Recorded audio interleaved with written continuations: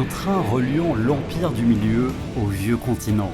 Il s'agit d'un voyage extraordinaire, d'un tour du monde de Phileas Fogg, d'une course contre la montre.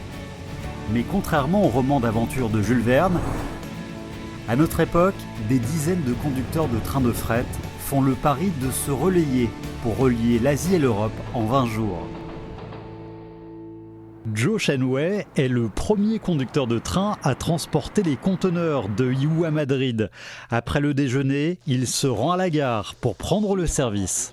On ne peut pas conduire le train trop longtemps, sinon la fatigue peut avoir des effets dangereux. Une locomotive a aussi ses limites, elle doit régulièrement être entretenue et des pièces doivent parfois être changées.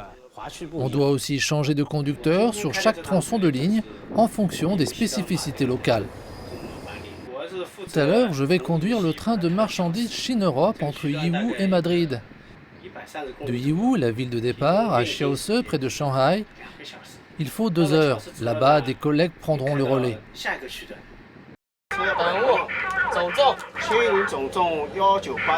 Le premier conducteur de train, Zhou Shenwei, est monté en cabine. Dans les prochains jours, ses collègues, tour à tour, transporteront les conteneurs le long de la route de la soie.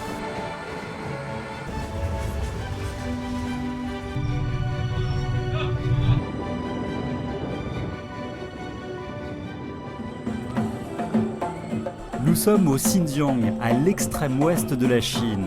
La ville d'Alachanko se situe à la frontière entre la Chine et le Kazakhstan. Elle a pu se développer grâce au transport de marchandises.